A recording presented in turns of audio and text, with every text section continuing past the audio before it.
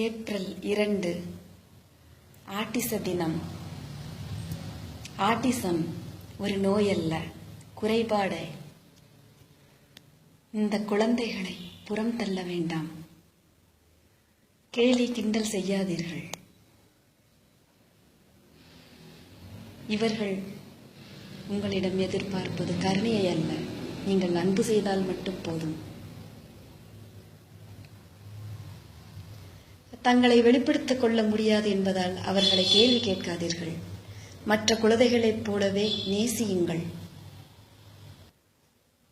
அவர்களுக்கு தங்களுடைய உணர்ச்சிகளை வெளிப்படுத்திக் கொள்ள தெரியாதே தவிர அவர்கள் உணர்ச்சியற்றவர்கள் அல்ல. அதனால் ஆட்டிச குழந்தைகளை அனைத்து குழந்தைகளையும் போல் செல்லங்களாகவே நேசியுங்கள். எல்லா குழந்தைகளையும் போலவே நடத்துங்கள்.